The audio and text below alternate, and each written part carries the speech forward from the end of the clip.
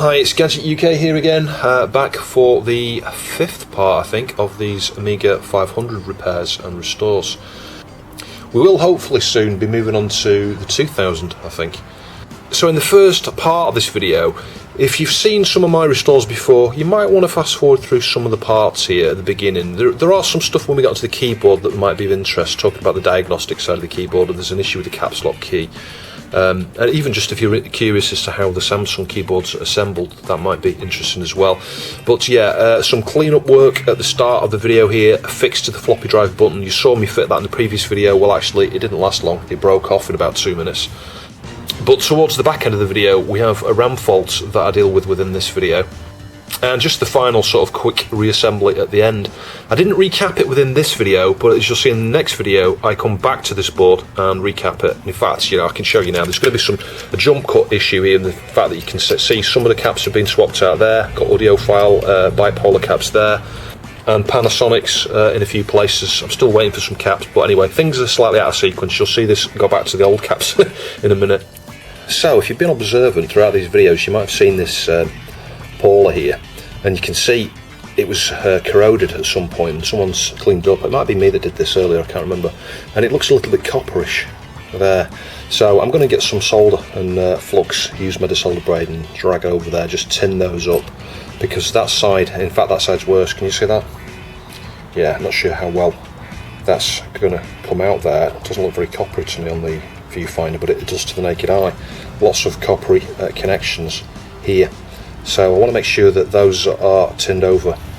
Yeah, you can't really see very well what I'm doing there, but I've got a bit of solder braid with some solder on it and some flux. I've done some Ship Quick flux, and it's just a case of heating the pin. Really, can you see that? That one's nice and silvery now. Yeah, try and heat the tops as well. One technique you can use at the end is kind of drag sideways across the tops of the pins like that. If you want to get on the tops of the pins there. Anyway, I'll do this off camera and I'll show you the result. But the main thing is we haven't got that sort of orangey, coppery sort of looking. I mean, they're not going to be copper pins. It's going to be some sort of alloy. But they give a copperish appearance. The ones on here that were worn down from the fiberglass pen. There's a bit of solder there that perhaps needs removing, and one or two bits on those pins there, but I can do that afterwards, so I'll be okay. I spent far longer on that than I anticipated, probably like 20 minutes in total. But yeah, I was very careful, didn't use massive amounts of heat and stuff, and not for very long periods of time. So yeah, you can see some of the pins look a little bit grey still, still a bit oxidised, you can see the surface of the solder just a little bit, but there's no lumps or anything there of solder. It's nice and smooth. The main thing is the coppery sort of coloured bits in the middle there on both sides have been completely covered, as you can see, so corrosion's not going to sort of eat its way into the top of the edge of the chip there. Again, it looks like a little bit of solder on that pin there, but there isn't. It's just the way the surface is a bit dirty. Anyway, that'll do the job. So after hardly any use at all, this broke off, which I kind of expected because you've got such a small point there where it joins on the corner. Now I used the soldering iron and managed to melt the piece back on. Actually, you'll see I can get that into position there, and then I melted it again whilst it was in position here to make sure it was totally straight and fit. But I ended up losing the notch in the process. I had no choice because the notch had moved and I just couldn't get it all lined back up again. But you can see you can, just with a bit of work with the soldering iron, get these to go back on. Now the problem is holding it in position, getting it to stay on. Because the back of this is solid, you could get a small screw in there and support, screw it in permanently. The other thing you could do is the overhang of the bit down here, you could just melt that with a soldering iron and it would just stay permanently on there until, such time it has a massive impact and breaks off or something. So yeah, there are a few things you could do with that. So I marked and drilled a little hole there. Now the interesting thing is, it's not solid actually. It would be better if the inside of this was solid. I'll use a washer, but yeah, let's try this now, see if this holds it in place.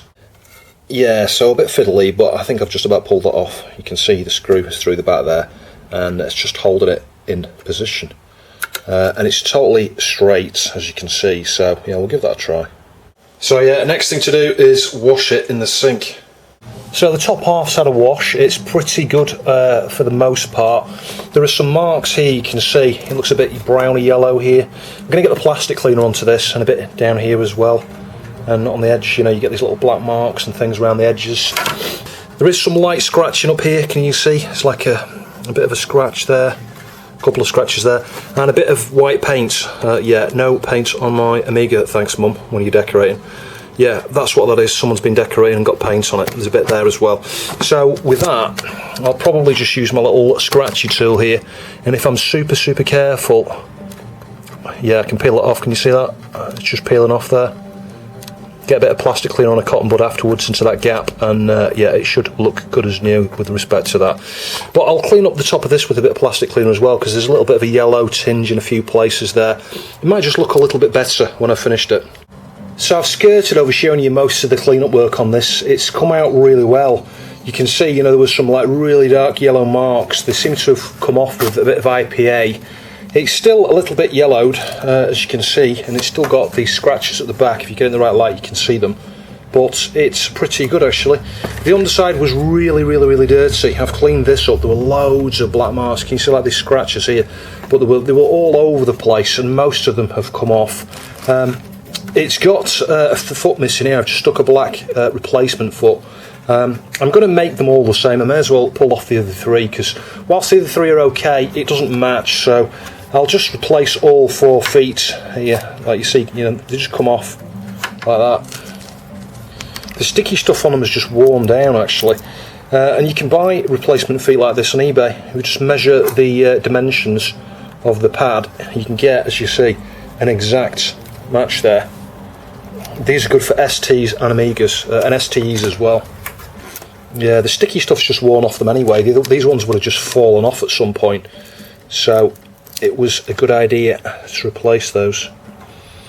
I think these fit the AES as well, actually. I could be wrong. In fact, thinking about the AES, I think it's got larger rubber pads under there in the AES. But those, they just come straight off those. It's no wonder it lost that other one.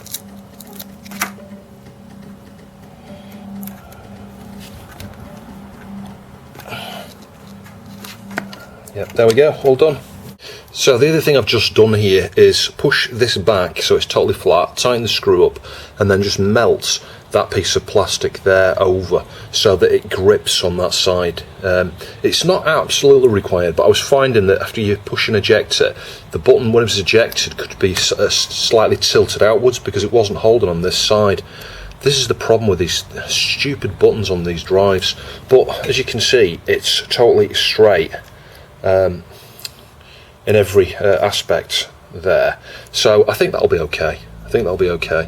You could, if you've got one of the original buttons that's broken off, you could always do the similar thing, you know, put a screw through there and then find some way, maybe some epoxy or something onto the bit that's left there to hold it in place. So the next thing I need to do before I can reassemble this is pull that clear plastic out. I'll wipe that down, but can you see here, got some corrosion, so I'm just going to clean any of those little bits of corrosion off with a wire brush initially, and then use the fiberglass pen. Just wipe over it gently with some WD-40 on a rag, you know, cloth, and then just wipe that off just to make sure it's not too dirty to touch. So I've got all the bits of rust off there. There was rust down here, rust on these, rust on the inside, lots of rust down there. But yeah, it's all been scratched off, and then, as I say, I used a fiberglass pen just to make sure it's nice and smooth, and it is. And we'll just wipe over it with this rag now with some WD-40. And you should see the rag will go quite ready. Can you see it's going ready already? Look. It doesn't take much to get this off at all. The wire brush gets most of it off, and then the fiberglass pen just smooths the surface, as I say. Luckily there's not as much corrosion on this bit. Some people perhaps throw these away, you know. It's going to help with heat dissipation if you get rid of this. You can see it's got a nasty bend in it here, so I'm going to need to straighten that out a little bit. It's pretty malleable, this. You can bend it really easy. But yeah, it's had that there because someone's taken the drive out and not wanted to remove the shielding. So they've bent the shielding. You can see it's just dirty, that's all. if you were dealing with this board yourself, the other things you might want to do, you might want to swap the single wipe sockets. I've covered that in the previous video.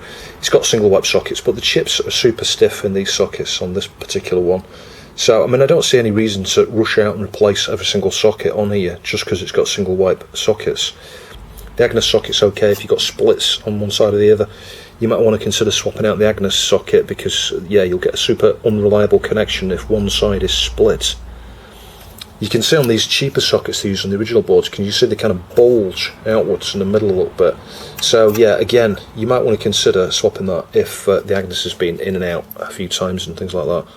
The other thing you would do is recap this, and as I did in the 500 Plus, consider swapping these out with bipolar capacitors. See these 222s at the back? I think it's those. So the next thing we need to do here is get all these little hex bolts into each of the ports here. You can freewheel them in like this, you know, until they get so far in. Yeah, I'm not making a good connection there, am I? And then just use some pliers to, you know, tighten them up. You can get a tool to remove these. I've got one, but it tends to get caught on the corner of the ports here. So I just find it easier just to freewheel them in and out, but use these pliers there to, you know, let's either tighten them or untighten them to start with. You can see the tool I have here. It's exactly the right size, but as you get near, and it's not too bad on there, parallel ports and things, and the floppy drive port, the edge of the port gets in the way. So you can see I cleaned out the bottom side of the case there. Let's get the board back in. It kind of like tilts like that. Yeah, as you tilt it in at the back, you will see you get to this point here, and this is where you need to very carefully make sure it's as far back as it can be. As you push the thing in, you might need to lever slightly like this at the same time. There you go, can you see that? There we go, did it without breaking it. Sometimes that'll break off, but if you're careful with that, yeah, you can get that back in okay. So I just need to get the top shielding piece back on and secure the floppy drive in there. And the keyboard, well, I need to deal with the keyboard yet, but yeah, we're almost there.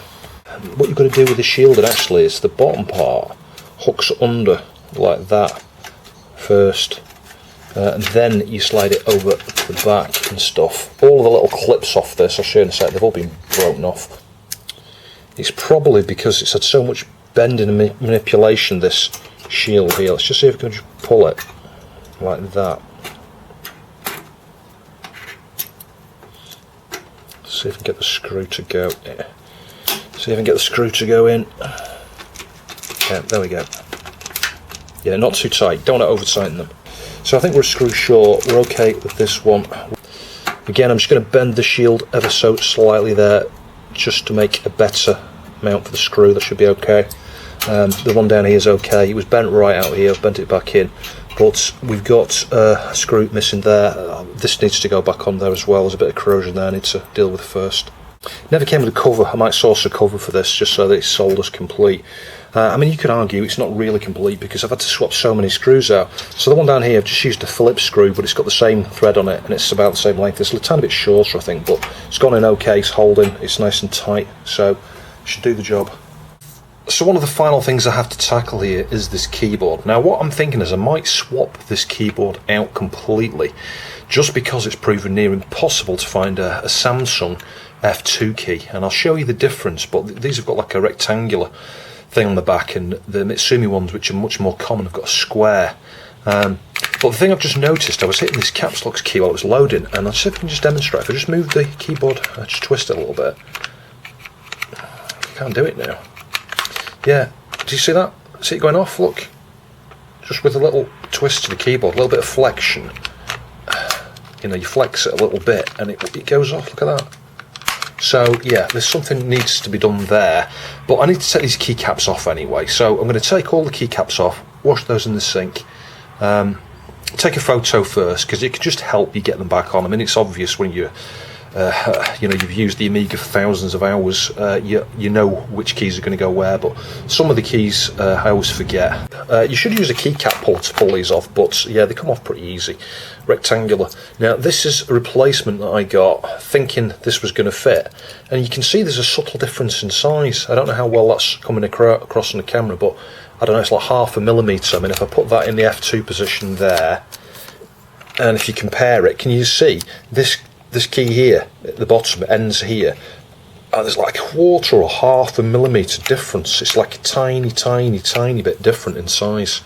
So even if you could fit it on there, even if there was some way to, to put, because I did consider that, I thought I might keep this as a spare keyboard myself, get a replacement keyboard for it, stick a bit of epoxy in there, and you know what, just epoxy that into there. I could do that, but as you can see, it won't stay in.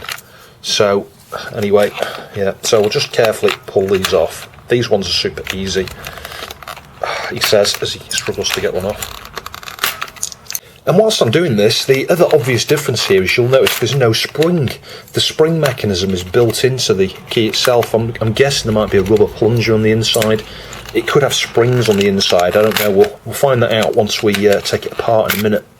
And you know what, these have been painful to remove. Look at the dust under there, absolutely filthy, really dirty. This is a keycap puller. You can buy these, and if you look on eBay for a keycap puller, I'm sure you'll find them. You stick it over like that, twist it so it's diagonal, and then you can just pull straight up, and yeah, it just assists you getting them off. Once you get into the flow, it's actually quite quick. With these larger keys, you've got to carefully pull it up, because as you can see, it's still kind of attached. I can't even see the bloody thing. There's a little bar underneath. It should pull out. There we go. Yeah, can you see that little bar? And there's little clips there, it clips in between the things. So just be super careful on the larger keys. Oh my god, no wonder this keyboard's struggling to work. But I mean, look at the dirt around here, it's ridiculous. Let's unclip that. There's some hairs or something there, actually. Oh my god, there we go. I've discovered the fault with this. Can you see that? It's pubes. Yeah, look at that, ears as well, the curly. I can't believe it. That's the cause. That's why caps lock's not working right. Someone's got the pubes in there. Oh my god. I'm going to go and put rubber gloves on, I think, when I continue cleaning this. So just a quick look at underneath of some of the keys here, and just look at this. This is disgusting. I've just been looking with a magnifier, and there are actual pubes here. That there, can you see that? Yeah, can you see that? Yeah, it's curly, look. Yeah. Oh, this is disgusting. Alright, I'm going to get the vacuum onto this before I do anything else, I think.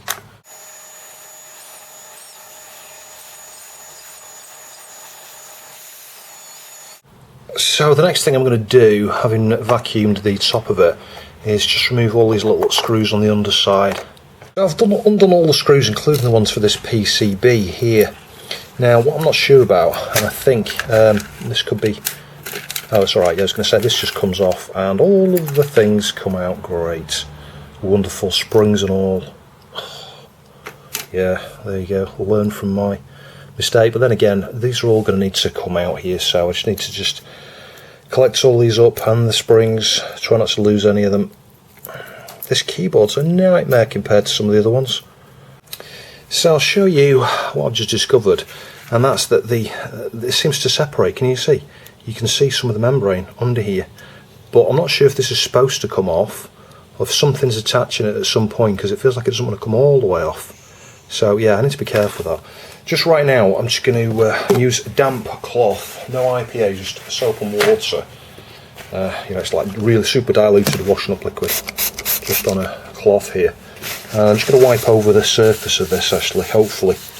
We might just be able to see if there's any contaminants I've got in between these here. A lot of it is just surface contaminant. Can you see that? That's horrible. Yeah, so that's cleaned up quite nicely just from cleaning that top side there. I'm not sure I want to disturb that any further, actually. I think I'm just going to leave that as is, because as far as I know, the keyboard works okay, or it did. It was just the caps lock. So let's give that a go. Just, as I say, a tiny bit of IPA, a tiny little rub, and then use the dry. And what you don't want to do is rub with too much IPA, because you could wear the carbonised surface off there. It's a conductive surface, and it's going to be the same here with these little carbon type connections. You can see it goes black there. You don't want to wear that off. So I think that's it. I mean, technically the legs could be making a bad connection through those there, but I think we'll assume that that's probably not the issue. Oh, I pulled the blooming thing out now, look. Oh, what is going on here now? Oh, I need to somehow get that back in there carefully. I washed the black plastic piece in the sink, and I'm just reassembling this now. Luckily, you can only get these one way around. That's the last one in. And then in every single hole, we have to stick a spring. So yeah, this is painful. I've got 2 springs there. Absolutely painful to reassemble one of these. So the keys have been soaking overnight. I'm just going to rinse them off in the sink here. I just washed them in some oxy action and a bit of washing up liquid, but I mean they're looking pretty clean. So I'll have a go at sticking the keys back on now. It's going to take quite a while to go through these. So there's a few things to point out. I took the LED out before I cleaned the black piece of plastic and then just pushed it back in. So that is back in there for the caps lock. Some of the keys have got these bars, as I explained, and you can see here, can you see it's like a little clip, clip, clip, clip. And the bar goes in between those, you know, the 2 pairs on each side. The easiest way to do this is to get the bar like that. Hang on. Get the bar so it's almost pointing straight down. Get it over the top of those things. I'll see if I can show you this. Yeah, you might not be able to see what I'm doing here. Can you see there? That's aligned between the middle of those 2. So get the bar in between the clips and then just push one side. Can you see that side's clipped on? And then do the other side. So you've got it lined up. Try and straighten the bar out so you're putting 90-degree pressure straight down on it. You see that's clipped on? So yeah, it's now on there. You can just literally just pull it over onto the cap and click it on. There you go. Done. So last couple of keys to go on. These ones have got a bit of water still inside. I'm just blowing the water out of these. Yeah, you've got to sort of tap the underneath of these sometimes. Just the 8 and the 9 have still got a bit of water in. Small things you might not notice, I'll point out. There's a little notch on the top of the 5 there, an indent, so that when you're using the number pads you can get a feel for where 5 is. A bit like you get with the home keys. And in case you're wondering what I'm talking about here, this came from the typewriting world, you know, when typewriters were used. The home keys, F and J, you know, you would put your fingers on the keyboard like this, you know, with the 4 fingers on what they call the home keys. And F and J are those keys. The interesting thing is that they're subtly more yellow than any of the other keys on here. I might just give them a white with IPA, but these have been obviously soaked, you know, and cleaned properly. There's the odd mark that'll put on 1 or 2 of these that need a bit of IPA. I think it's like a little mark on the 5 there. That'll come off with a bit of IPA. There's a little mark there. Can you see that just on the end of the shift? That'll come off with IPA. But nevertheless, these are the home keys. On many keyboards you'll feel a little notch, a bit like we had on the 5 key over there on the number pad. These don't have this. On the Amiga, the approach they took was to sink the surface of the key to curve it a little bit. I don't know how well that's going to come out on the camera. I'll zoom you in. Yeah, hopefully you might just be able to see the difference between the curvature on the surface of the D compared to the F. Look at the bottom of the D key. Can you see the little curve? And then look at this one. Can you see it's more curved? And then the G's the same as the D. So yeah, that's what they did with the home keys. They just sunk them a little bit. So as you move your fingers along, you can kind of naturally feel that these are depressed here. So these are the home key positions. So we're all done. I'm going to connect this up and boot Workbench, and we'll test this. You can see there are a couple of TTL chips on here, 74LS123 and a 74LS27, I think. Yeah.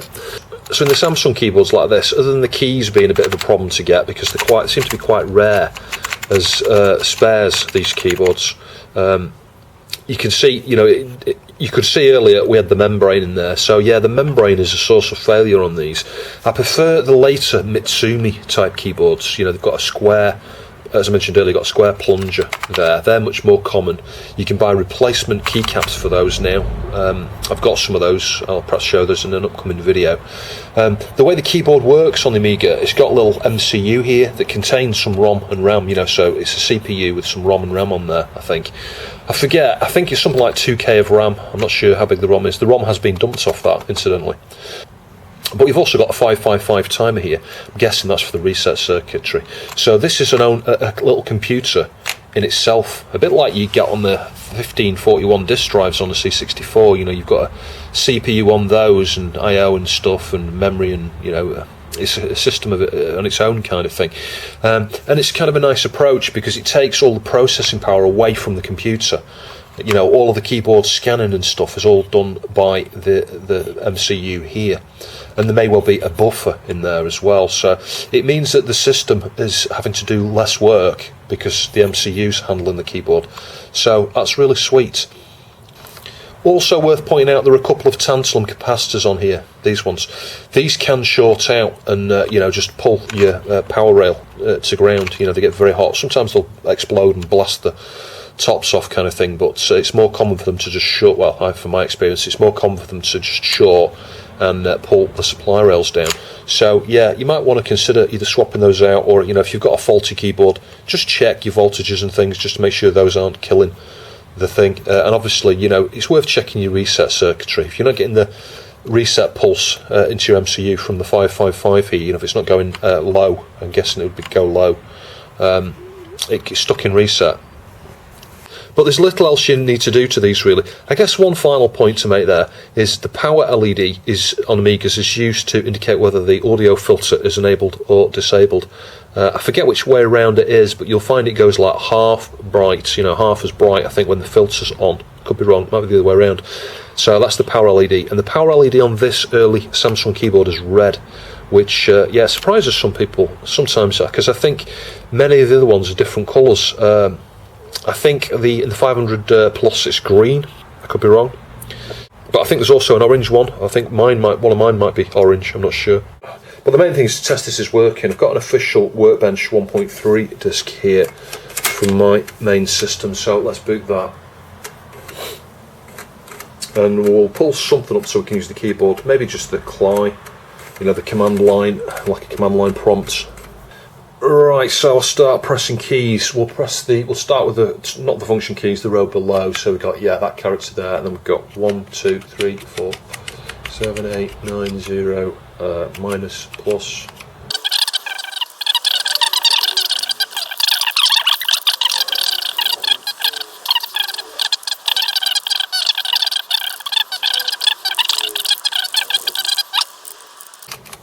Yeah, all working. And I'll show you that caps lock now. Look how bright that is. It's twice as bright as it was before. And I'm guessing if we flex the keyboard, yeah, it's not doing it now. If I flex the keyboard like I was doing before, it was going off and on. So yeah, whatever bad connection was there, I've dealt with that by cleaning it up and cleaning the contacts and stuff on that. So I thought I'd try and show you that little black mark there. Let's just see if we can get rid of that. So I've got some IPA on there, and we'll just give that a little bit of a rub. We might need to use some plastics or something like that. Most of the time IPA will work for little black marks. It's gone there, look. Yeah, IPA will work for little black marks like that. Can you see that? It's gone now. The bottom of that is clean, I think. Up here, can you see? There's like a little mark there. I'm not sure how well you can see that. It's just on this edge here. So we'll just give that a wipe with some IPA. Yeah, there we go, that's gone. There are a few little marks on these keys here as well in the bottom corners. Those came off with a bit of IPA. So just coming back to the keyboard and the MCU that's on there, you know, the microcontroller. It obviously, as it boots from its own little ROM there. It's got its own little self-test, and it indicates faults via flashes of the caps lock key, actually. One blink means the keyboard ROM checksum has failed.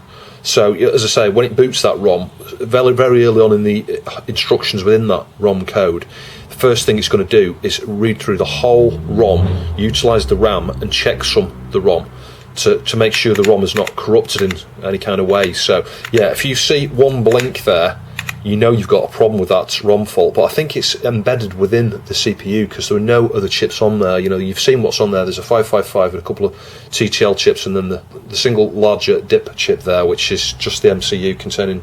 And I guess that's something worth just a sidestep to as well. What's the difference between a CPU and an MCU? CPU is your central processing unit. That's all it is. It's you know, a processor. An MCU will have typically ROM and RAM on there, or one or the other. You know, it's generally both. Lots of PIC chips classed as MCUs because they, you know, contain a small amount of ROM and a small amount of RAM. So if you see two blinks, your RAM test is failed within that MCU. 3 blinks, the keyboard watchdog timer has failed. So we've talked about watchdogs before in other videos. Typically you'll have a register somewhere, an address somewhere in the memory map, and that MCU, as it boots its ROM code there, as it's running through its normal routine of processing, scanning the keyboard matrix here, periodically it will update the register that keeps the watchdog happy. It writes to a specific bit or a byte, so not a bit, it'll write a byte somewhere in memory, in its own memory map, not in the Amiga but in the memory map of the MCU, to keep the watchdog happy. And the watchdog very frequently will check that register and go, okay, someone's updated it, I'll now reset it and wait for the next update. And if the watchdog does not get the expected result there, i.e., that the MCUs are running okay, it's like a "I'm okay" message. As the code's running in the ROM there, the CPU's writing that "I'm okay" message to that register. And if the watchdog, doesn't spot that message, it will reset the MCU. So it kind of like bypassing the reset, the 555, if you like. The 555 is the hard reset right at the start, but the watchdog is kind of like a soft reset. The idea being behind that is if something goes wrong with that ROM code, let's say the MCU for one reason or another just crashes, it could be a glitch, there might have been a glitch in RAM, a glitch in ROM, there could be a bug in the ROM code, something that the original designers of the ROM code didn't think of, which means that you get stuck in an endless loop. Therefore your keyboard might be totally unresponsive and locked up, and that's where that watchdog is, that's what it's there for, to protect against. As I say, you've got to keep feeding it, an "I'm okay" message every, so many milliseconds or nanoseconds, etc. There'll be a predefined frequency, that watchdog is checking the register, and when it checks the register, it clears the register. So it's up to the MCU to keep setting "I'm okay, I'm okay, I'm okay," otherwise it'll just reset. If you see 4 blinks on the caps lock key, that means you've got a short between 2 rows. If you don't get any flashes from the caps lock key but your keyboard is not working, you've still probably got a fault with the keyboard, but it could be the CIA that services that, the one that sits at the other side that processes the signals coming from the keyboard controller. I don't know why, I thought you had to hold one of the delete keys down, but so I'll hold down Control, Amiga, see that? It resets. So that's kind of like your equivalent of Control, Alt, Delete on an IBM PC. No tubes in my caps lock, thanks.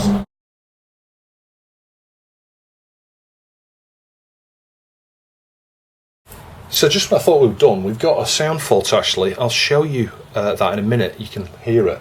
And I did compare to another board just to rule it out, and I've also swapped out the Polar just to rule out that, it's not that.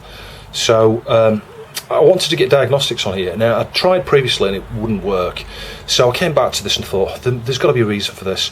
And it turns out that on these earlier revision boards, and this is something I'd forgotten about, I do remember now thinking about it in retrospect, because back in the day I had this problem myself where I was trying to get a dual kickstart situation going. I think I had 2.4 and 1.3 on one of my machines, and it wouldn't work. And ultimately I worked out that A17 had been mistakenly set by Commodore, I think. It's strange how it seems to have corrected it, I think, on the later boards. So what you've got to do is lift pin 1 out of the EPROM here, lift pin 31 out of the EPROM here, take the connection from the chip on pin 1, which is A17 on the chip, and feed that with a wire into where pin 31 was. So pin 31 is then outside the chip, that's the byte pin on this 27C400 here, and you just connect that to nearest VCC, and I've just got it going to a cap, you can't quite see it over the other side of the board there. So yeah, I'll perhaps stick that up in a diagram or something, or some text, just to make it easy to understand. But if we switch it on now, instead of just having a solid dark blue screen, you will see diagram actually boots, which is good. So I can use this now to test the RAM. So if we go into number 2, memory tests, and we'll do test detected chip mem. I'm guessing we might have a fault somewhere in chip mem here, that's a possibility. Anyway, we'll just let that run through, I'll report back if it comes up with any errors. I might need to leave this going on an extended test, but then again, it was consistently having the same issue in the same place every single time. Yeah, the first pass through was okay, but subsequent passes, you can see we're getting this bad block here at 75F50. It's like 3 or 4 bytes there that are not correct. So let's press escape. Let's just run that again. So the same thing again at the same location. 4 bytes that have a problem there. Yeah, so trying to make sense of that, but can you see the green pixel there? I'll just try and put my finger into shot here. Can you see the green pixel? I think that is where the fault is in the chip RAM actually. So we'll do that test again. But yeah, there is a green pixel there, still there now. I might cold test this and see if that green pixel's there, because it might pass the test at that point. What I'm trying to do now is work out where that is. I've looked at the A500's Rev 5 schematics, I've got those. Well, I don't know if it's Rev 5, but it's the same one with the 16 DRAM chips there. And what I need to try and work out is, based on when it fails, you know, a couple of bits are highlighted on that, the third word along there. It's just trying to work out which chip that is related to, because each one of the chips is responsible for a single bit of data. And this is where things get confusing, because if you look at when it fails, the range it gives, it shows 4 bytes that aren't correct. You can see it there. It says bad block starts at 75F50 and ends at 75F53. So that's 4 bytes in size, yet it says byte errors 1, number of errors 1. And then you've got 2 bits highlighted there, bits 8. Well, actually, you've got. Oh, that's really confusing. I don't know if you can see. Let me just zoom you in. Yeah, I can understand why 1 or 2 people have criticised the memory testing feature of this, but I mean, this is not the latest version. There's a version 1, I think. Can you see where it says 8, and then you've got a number below it 0, but then under the divider there's a 1. So I'm like, what's that 1? Well, anyway, because it's under the 8, we've got to assume it's bit 8. But we've got a 16-bit system here, so which bit 8 is it? Is it the lower byte or the upper byte? I mean, you could speculate there that it goes upper byte on the left, lower byte on the right. It's probably the most logical. So we could consider removing the chip that's connected to bit 8 on the upper block there of the, the upper side of the word. Might try that. So I've skirted over showing you the removal process. I should have shown you really, because, and we might get the opportunity if I target the wrong chip, because it's super hard to get these off actually on these old boards. They absorb tons and tons of heat. I had to set it to 480 to do the corner points, and actually I couldn't get the chip off. The way I got the chip off, after I'd removed as much of the solder as I could, I just used the hot air, set it to 420, heated around the chip for maybe a minute or 2, and just used my prongs here and just slid the chip out. That's the safest way. Anyway, I've unblocked the holes, as I say. I had to set the station to 480 to do that, the corner points there. So I'm just going to get this socket on there. It won't boot. Hang on, which way's the notch on that? Yeah, it's the top, isn't it? There's a small notch at the bottom. Anyway, yeah, it won't boot into diagram without chip RAM, obviously, because there's nothing for it to display with. It uses the chip RAM to output the video. So we'll solder that socket on, and I'll try a replacement chip. Well, unless it's a temperature related problem, it looks like I hit it first time, because I've gone through 3 times now. Let's go through again. The green dot's not there either. I've got that other chip, so I mean I can stick that other chip back in a minute just to show you what flagged this up to me as attention. Why I went down the road of trying to get diagram running on here and testing the memory to start with. Yeah, it was amazing. I spotted that single green pixel as well. That's my eyes. Yeah, I spot anything generally. Sometimes I miss obvious things on my videos, you'll know that.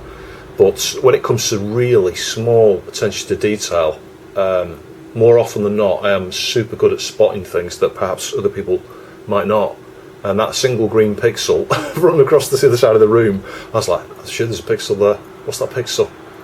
Yeah, I think that's what it was. That single location in that DRAM. Amazing failure, really.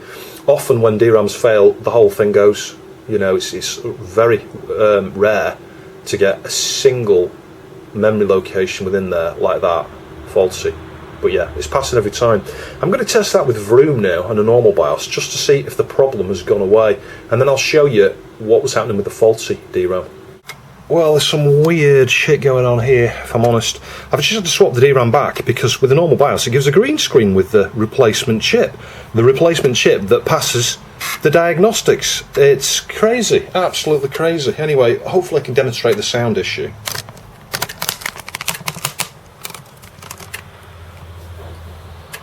So just let that boot up, and so just let that finish booting. When the music first starts, it's usually okay. It's just a specific point. In fact, so the audio cables aren't connected. Let me just do that.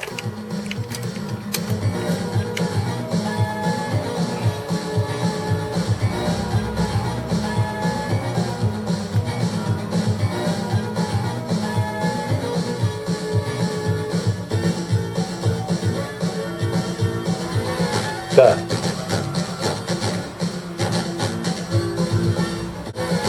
There.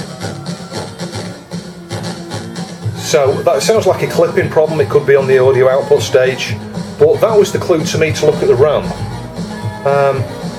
I'm just perplexed now why the replacement RAM is not booting this. I'll just try and swap it back over again, but I'm guessing we're going to get the green screen again. Yeah, look at that. With the replacement RAM, the one that passes the diagnostics test, it gives a green screen. So I'm going to go find another RAM. Yeah, that's really strange. The type of RAM I had in there, I think should work, but it's just really weird. It was passing the tests there, but then it wouldn't, we're just getting a green screen. Anyway, I found an 81256 here. It's the same as a 41256. So we'll just see if that makes any difference. I mean, I'm expecting it might not do. I might have just found that it had a RAM fault. And the sound issue could be, as I say, something to do with the audio output. Capacitors, maybe. It sounds like it's clipping, but it's only on a specific part of the sample that repeats, so that makes me think it's a PCM issue, so it could well be that RAM chip.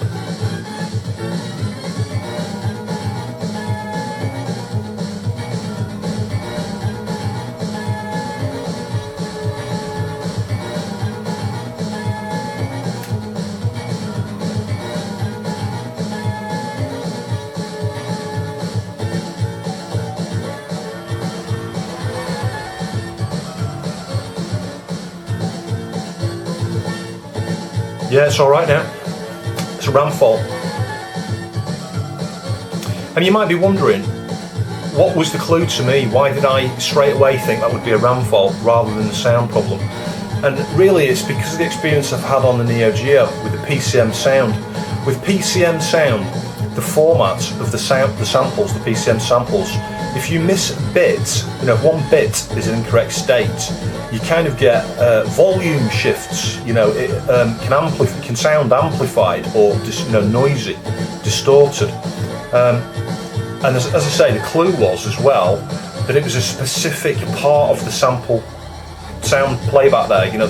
It was a specific part of the sample there that when it was repeated, the sound was, that issue, that the noise there was repeating at the same time.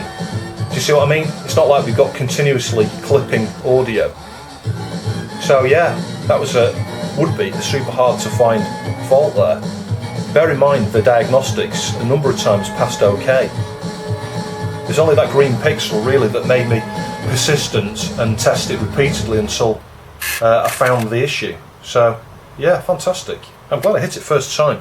So we've covered a few things with that. You've seen there how to perhaps diagnose a RAM fault with diagram as well, and how we were able to take the diagnostic information there. We saw it was the 8th bit there.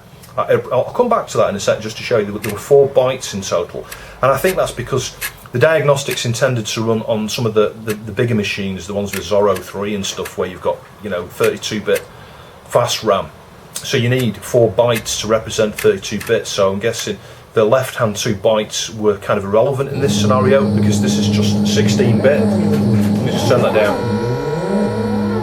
Yeah, I'll just show you that in a sec. I'll perhaps show you a screenshot up here just so you can see what I mean. But yeah, I think the left 2 bytes, they're the upper 2 bytes there in a 32-bit D word. The 2 to the right are 16-bit, and the 500 like this is only going to be using 16-bit. It's got a 16-bit data bus there, 16-bit, 24-bit address bus. So I surmised the fact it was a left-hand byte, that's going to be the upper one. So we're dealing with bits 8 to 15, and the lower one would be 0 to 7. So looking at the schematics there, and I'll show you a picture of that as well, and I'll highlight the bits that are relevant here. You can see bits 0 to 7 go to some of the chips, and 8 to 15 go to the others. So I was looking for that upper, I think, bit 8, which just happened to be U31. So dodgy chip reinstall, let's see what happens. Now you might think, well, why is there not a green pixel there now? It depends on how the memory's used. You know, you've got to remember that memory can be used in all sorts of different ways. So what you're seeing here, you know, this image here, could be in a different area location of memory than where on the diagnostics we saw that single green dot, if that makes sense. So let's just listen to this. I'll turn up a little bit. So you should hear the volume shift if it goes crazy. There. Yeah, absolutely. That's absolutely the fault. So in other games you might find it crashes. In other games you might find there's an incorrect sprite, or you might see that single pixel. In another game you might find, by some absolute minor miracle, you've got infinite lives because that, or you know, you just die as soon as you start the game. It depends on where that byte is, you know, that particular bit is in the system. For the most part, many things would just work, I suspect. You might just have the odd crash, or you might see that one pixel somewhere. But anyway, that's it. Well, that's my original copy of Vroom from back in the day. It's dated 1992, although it says copyright 1991 on the screen. Yeah, produced by Lancor. This is, without a doubt, the best, you know, hands down, the best racing game for the Amiga, in my mind. So a couple of things to do with the RAM test here. You'll see, with if you switch it on with no CIA, I think I covered this earlier, no odd CIA, you get a green screen. So that could lead you to think, I'll still got CIA back now, that could lead you to think you've got a RAM fault. So always check your CIAs and check them by swapping them around.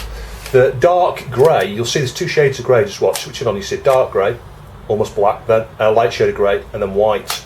The dark grey means the hardware is okay. The light grey means the software is starting to load and is okay. And the white is obviously everything's fine, you know. But the thing is, as I just showed with the CIA, the diagnostics is only as good as the way it was written, but also there are certain, you know, there's Achilles heels there within the system that mean that you can't be certain, you know, you can't be 100% certain when you get a fault indicated that the fault is going to be what is being indicated. So what I mean is, you know, green screen, RAM faults, well, it might not be. It might be the CIA, it could be something in the data path, it could be the Agnes chip, the fat Agnes chip, it could even be Gary. I've seen faulty Garys create a green screen.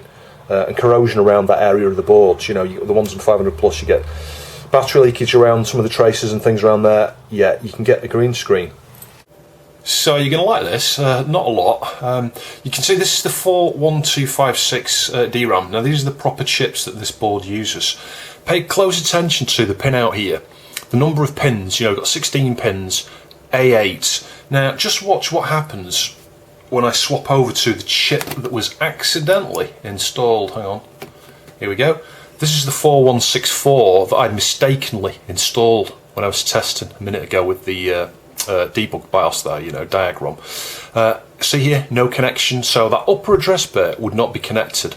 All of the other pins are identical, yeah? So there's no, you know, I couldn't have damaged the chip by having it in there, but the key here, the interesting point I'm trying to make is diagram passed the DRAM test completely. And you've got to question, how is that possible? How could a chip that is missing an address bit, because this isn't the right type of DRAM, you know, it's a lot smaller, this DRAM, than the DRAM that was supposed to be there. How could it pass the diagnostics? It's a deficiency in diagram. So I mean, hopefully I'll point this out to Chucky. It might have been revised and it might be fixed in the latest diagram. I'm using like an old version here, like version 0.9 I think they're on version 1.1 or something now. But yeah, coming back to the question of how does it pass the test? The test is probably going through a byte at a time, maybe more than a byte, might be a few bytes at a time, you know, writing a value to that byte, and then reading it back. And if it passes, it's proven that the storage, the chip there, has held that value. But what it's not doing is, say, writing a sequential value, a pattern that goes through all of the 512k of RAM, or 1 meg of RAM if you've got a 1 meg board, and then going back to the start and then checking every single thing according to the, an increment or decrement to determine if each byte has got, or each bit, in the case of a chip like this, because this holds a single bit, if each bit has got the right thing at the right location. Does that make sense? If you stick a smaller chip like this into where a larger chip should be, and your routine, all it's going to do is, start at the first location in RAM, write a byte, read it back, is it right? Yes, it is. Move to the next one. You're never going to spot a failure. You're never going to spot an issue with having the wrong size chip in there, or one that is not, where the addressing is not working correctly on it. And for example, you might address this address as 0, and it points to 0 internally, but then because of a fault inside this chip, when you try and address bit, when you change the address to position 1, you've got 1 set on the address lines. An internal fault might mean this is still pointing to bit 0. And if that's all you're doing is testing every single location on an individual basis there, you would never spot that kind of failure. So that explains entirely why, when I had a 4164, passed the test diagram, but then we had a green screen when we booted Kickstart there. Kickstart is doing a bit more of an extensive test there. So yeah, that's a deficiency in diagram. So I'm going to extend the waffle a little bit here, just to try and simplify what I'm talking about here, because you might not have gathered what I mean from the way I've just described things. And there's a few other things to point out. If you use SRAM, with SRAM, you've got your address bits all the way around a chip like this. These A connections here, address bits. And then you've got your data bus. So use your address bus to specify, with 1s and 0s, highs and lows on the address pins here, where in RAM, where in the SRAM you want to, read or write a value. And typically with SRAM, it might be 8 bits, so you'll have an 8-bit data bus. It might be 16-bit, so you'll have 16 connections and stuff. But with DRAM, you'll notice this. Where's your D connections? D0, D1, D2, D blah, whatever. These are single bit. This holds a single bit. And I think it's D and Q. One of them is like a data in, and one of them is a data out. I forget which way around they are. You've got a write pin there. I think that's I could be wrong there. Underscore above it means it's active low. And you can see these are the two active low signals here with a line above them, RAS and CAS. So the way DRAM works is you have a row address strobe and a column address strobe. And if you looked at the size of this chip in the datasheet, you'd be like puzzled trying to understand how it's only got up to A7 in terms of its address bits. You'd be like, well, hang on, it's got more storage than the number of address bits would permit if this was an SRAM. And the way it works is it's kind of multiplex. You have like that's our RAS there is row address strobe, CAS is column address strobe. So you need a DRAM controller that will, assert these pins, set these pins that RAS initially, I think, it might be CAS first, I can never remember which round it is, and the address bits are set. Then CAS is set instead of RAS, and then the address bits are set, etc. And so you're specifying, first you're doing one way, and then you're doing another way to specify where in RAM, your row and your column is. And that's why there's a lot less address bits on here. But the complexity comes in terms of the timing of the signals and things to get the RAS and the CAS just right. But anyway, sorry, that was an extended bit of waffle there. So coming back to trying to simplify the example here, trying to understand why diagram passes this RAM without an issue. This was our pin up here, the no connection pin, that should be A8. So it's not A8, there's no connection. So imagine the scenario where by Chucky's code, first thing it's doing, it's starting at the first address in RAM. Remember, this only holds a single bit, so you've got 8 of these for a byte, so it's going to write a byte to the first location in each one, each bit of each of those 8 chips there. So it's going to use these 2 pins here, Q, I think, if that's data out, I'm not sure. It's going to be joined to the data in, so they're both joined together. It's got one pin, one bit, one connection that says, well, to pass the data in or out. It's either 0 or 1. So in Chucky's code there, it might start at address 0. Let's assume that it's going to check the first byte, the first bit in each of our 8 chips. It's going to start at address 0. So all the address lines typically would be low, at this stage. They're all going to be low. because it's just the first location. This one's not connected, yeah, wouldn't be a problem because it's going to be low. By the time you get up to where this pin is in use, so the Amiga wants to drive this, it sets a high here. This chip has obviously not got a connection there, so it's not going to do anything with A8. But what it will do is, let's say A0, A1, A2, A3, 4, 5, 6, they're all high. This chip is going to address the wrong location. Yeah, it's not using the A8 because that bit's not, it's not aware of it. So it's going to address a location in here. When the code then says like write a 1, yeah, write a 1 at that location, this is going to write it. It's not going to write it to the right address because it's not got the A8 connection here, but it's going to write it to its maximum. These are all set to high, so it's going to write it to the uppermost bit location inside that DRAM. In the other chips, they're all going to be correct. They're going to stick that 1 in the correct location because they do have an A8 pin. And then when Chucky's code goes, okay, let's read it back from that location, specifying the location, all the ones again here, a 1 here. For the other chips, they're all going to retrieve the 1 from the correct location. This one doesn't have anything connected to this pin here, but all the others are set high, so it has got that 1 stored in the wrong location, and it's going to retrieve it from the wrong location. Does that make sense? And that is exactly why it passes the test.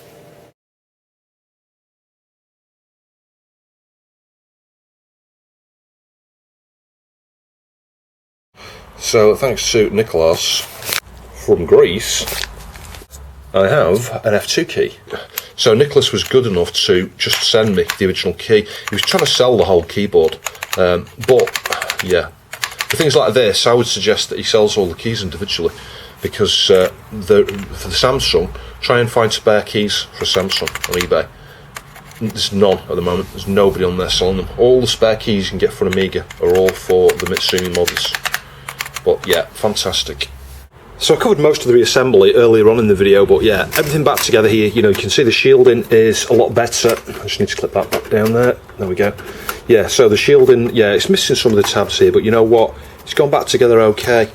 So it's a shame it didn't have the Mitsumi keyboard. I could have swapped the keys out for a white keys, because I've got a white button on the side of this, but it's kind of got a black and white theme going on. The feet were replaced with the black feet. You can actually get white ones. That's important to know. But and the screws, you can see they've got the same thread as the original ones, but they're all black. So I managed to get a full set of 6 of those.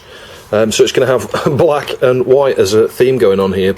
So it would be better with the original silver screws, but you know what? It's going to hold together. And there we have it, she's a boot. I partially recapped this one, but I need to get rid of this to make more space. Yeah, but all the main caps have been swapped out, including the audio caps, which I'll show you on the next video. I'm not going to cover it in this video. On the next video, we'll change a load of caps on the board we looked at in part 1, actually. Yeah, one thing I would say is the LEDs on these older keyboards perhaps aren't as bright as the new ones. In an overbright room like this, you can hardly see them.